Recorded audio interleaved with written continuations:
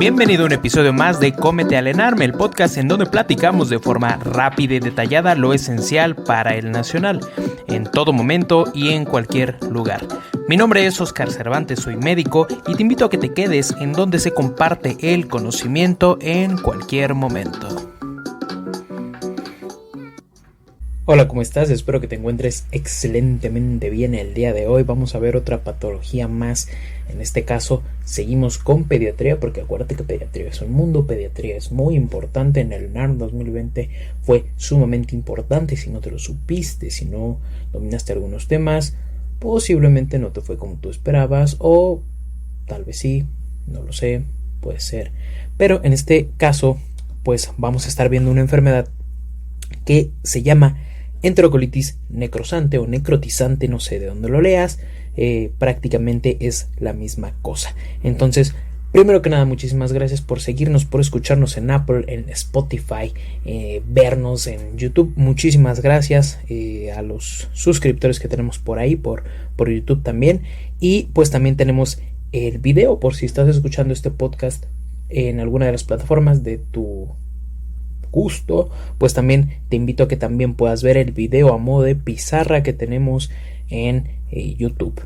Entonces, vamos a empezar como tal por la definición. Hay que recordar que siempre es importante primero plantear la definición para empezar a saber de qué estamos hablando. Como tal, la enterocolitis necrotizante, que de ahora en adelante, que ya no te dije, vamos a estar abreviando en el video como SN para no escribir todo, como tal es una enfermedad inflamatoria intestinal que puede generar necrosis coagulativa. Entonces esto va a generar como tal una necrosis coagulativa, y esta necrosis va a ser muy importante porque obviamente va a estar poniendo en riesgo, vamos a hacer esto un poquito más pequeño, porque obviamente va a estar poniendo en riesgo la integridad del recién nacido, ¿ok? ¿Por qué? Porque esta misma necrosis puede llevar a que posteriormente tengamos una perforación intestinal, y esta perforación pues obviamente puede generar una peritonitis, o que pues todo se disemine por medio del abdomen, causando esta peritonitis, y ya obviamente pues un proceso inflamatorio muy intenso en el recién nacido.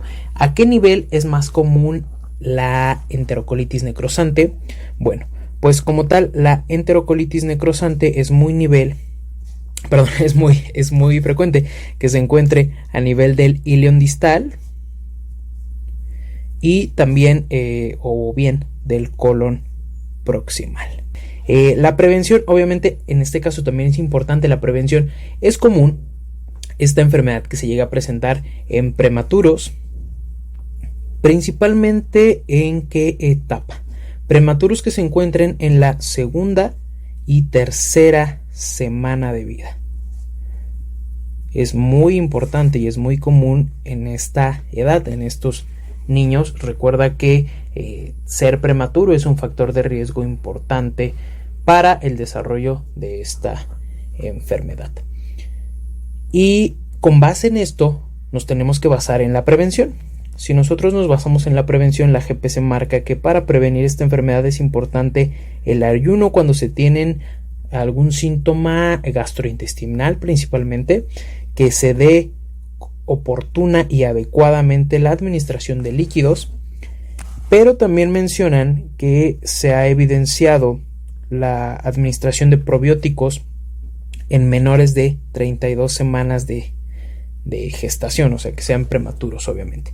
Y uno de los factores protectores, que es como tal el factor protector de absolutamente todas las enfermedades, es la lactancia de inmediato.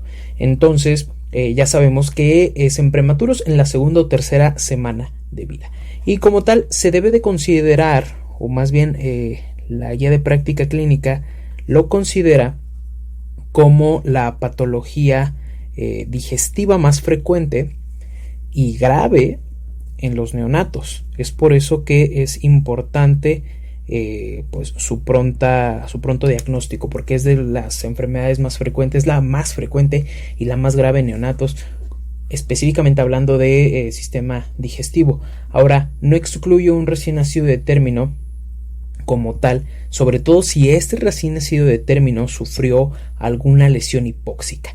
Entonces, si un bebé que es de término tiene una lesión hipóxica, también está en riesgo de poder desarrollar pues como tal la enterocolitis.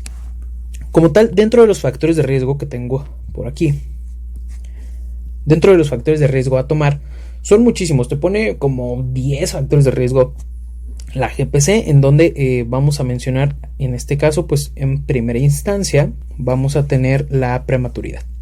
Y si nosotros tenemos como primera instancia la prematuridad, pues es obvio, ¿no? Después le sigue que tengamos un desarrollo, que la mamá tenga un desarrollo de coriapnioitis, o que la mamá pues le haya valido y que pues fume, ¿no? Entonces, que tenga un desarrollo de tabaquismo, o bien que se presente sepsis como tal, sepsis materna o sepsis neonatal. También te mencionan que es importante que exista antecedente de catéter venoso que esté pues mal colocado, que también exista antecedentes de anemia severa o de 3 o más transfusiones. Eso es importante también. Ahora, en cuanto a la enterocolitis, tenemos una clasificación muy importante, porque también nos va a estar ayudando a orientar el tratamiento. Y dentro de esta clasificación es importante mencionar que es sumamente difícil de aprender, porque se va a dividir en 1, 2 y 3. Entonces, esta clasificación tan complicada para poder dividirla en 1, 2 y 3, el 1 va a ser en A y en B, el 2 va a ser también en A y en B, y el 3, que es la más grave, por obvias razones, también se va a dividir en A y B. Obviamente cada una tiene sus características específicas, en donde te voy a describir rápidamente cada una de ellas, en donde la tipo 1A, el paciente se encuentra letárgico, hay sangre oculta en heces, y como tal no tenemos un signo radiográfico específico, simplemente se encuentra, por así decirlo, letárgico. Ahora, en cuanto a la B, aquí ya se va a poner más interesante el asunto, porque el niño ya va a estar presentando sangre rojo vivo por medio de las heces, pero la radiografía, pues todo fine, ¿no? Todo bien en la radiografía. Dentro de la 2A se le va a ir sumando la sintomatología, ¿no? Le vamos a sumar la sintomatología de la 1A, de la 1B. En la 2A vamos a tener esto, más que en la radiografía vamos a tener dilatación de las asas como tal. Entonces aquí ya vamos a tener dilatación de asas, obviamente intestinales, y aquí ya te empiezan a dar el primer dato, que es a nivel radiográfico la neumatosis intestinal. En 2B obviamente se le suma todo lo que ya viene, y aquí ya aparece la trombocitopenia, y aparte de la trombocitopenia también ya aparece gas en la vena porta, o como tal pues la presencia de ascitis. La 3A es todo lo anterior más la 2B, en donde hay, obviamente aquí ya te marcan como ascitis definitiva, y la 3B es todo lo anterior que ya te dije, más algo bien importante, que es el neumoperitoneo. Entonces, el neumoperitoneo en este caso es característico de enterocolitis necrotizante o necrosante, obviamente en el contexto de todo lo que ya te dije, ¿no? De los factores de riesgo, que sea un niño prematuro, que tenga distensión abdominal. Bueno, la clínica te la voy a decir en un momento más. Entonces, ya sumándole a todo esto, pues ya con esta clasificación, el neumoperitoneo es lo que va a estar indicando como tal la perforación intestinal, y esto lo puedes evaluar por medio de una radiografía de abdomen, radiografía de tórax, que ahorita también te lo voy a mencionar en unos momentitos más. Como tal, la clínica es que se llegan a presentar como tal distensión abdominal de más de 2 centímetros, es como tal lo marca la GPC. Obviamente va a ser una patología muy dolorosa, vamos a tener también vómitos, bueno, nosotros no, el niño va a tener vómitos, y también va a haber la presencia de apneas. Obviamente pues sangrado, como ya te lo mencioné anteriormente, ¿no? Y posterior a esto, una vez desglosada la clínica, el diagnóstico es bien importante saber cuál va a ser el inicial y cuál va a ser el más específico. Así lo marca GPC, Así lo preguntan en el ENAR. No me creas a mí. No me creas a mí, de verdad. Ve y búscalo en muchos lados. ¿Cuál es el diagnóstico inicial de enterocolitis necrosante? Pues bien fácil, una radiografía simple de abdomen. Con esto prácticamente pues se puede decidir si se tiene la enfermedad o no, y es de inicio. Y esta radiografía se menciona que deben de ser seriadas cada 6 horas. Y el diagnóstico específico mencionan que el ultrasonido simple de abdomen, obviamente, tiene una especificidad del 90%. Entonces, como tal, esto lo podemos considerar como un diagnóstico, pues, definitivo, por así decirlo. Ahora, en cuanto al tratamiento, bueno, pues el tratamiento va a estar dependiendo, como te decía, de la escala antes mencionada, que creo que no te dije el nombre. La escala antes mencionada, que ya vimos específicamente, es la escala de Bell. Entonces, la escala de Bell, que la puedes asociar también ahí con una campanita, en donde ya tenemos esta escalita también en Instagram. Hay un dibujito muy padre de la doctora Beira, que lo puedes estar checando.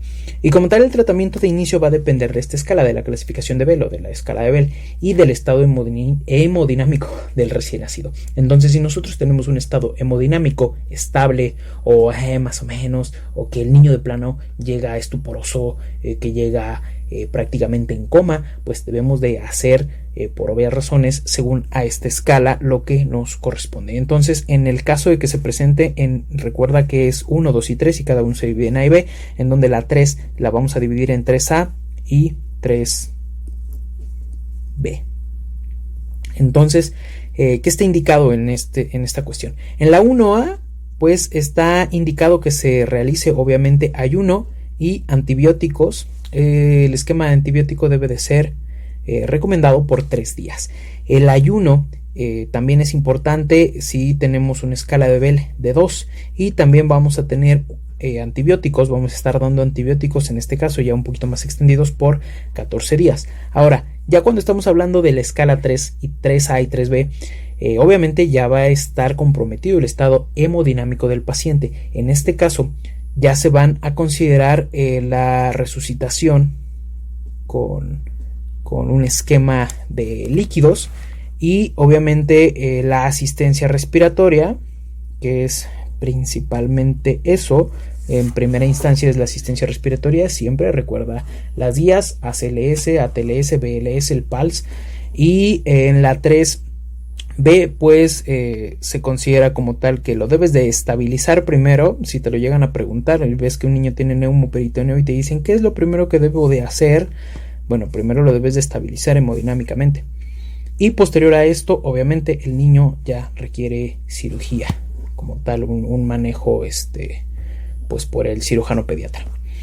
Dentro del antibiótico que maneja la GPC, que es el antibiótico empírico, mencionan que el de mejor efectividad, Metronidazol. Y ya por último, pues obviamente te dicen que el dolor, ¿no? El dolor es muy importante en esta enfermedad, en donde vamos a tener un manejo del dolor como tal. Pues la GPC maneja que con morfina, pero pues eso ya no es directamente algo que le atañe al médico general. Sin embargo, lo debes de saber, eso ya lo maneja un especialista, o como tal ya alguien más especializado en la etapa de dolor. Por ejemplo, un anestesiólogo. También te mencionan que es que debes de utilizar fentanil. Obviamente pues esto ya es como previo a la cirugía, pero eso es lo que debes de conocer como tal, tú como un médico general sustentante que sabe muchísimo, que va a aplicar el ENARM. Entonces sería todo por mi parte en esta ocasión. Te agradezco muchísimo el tiempo que me diste, la oportunidad de estar escuchando este podcast y este video podcast también. Te lo agradezco muchísimo, te mando un fuerte abrazo, cuídate mucho por favor, y nos estamos viendo la próxima semana. Adiós.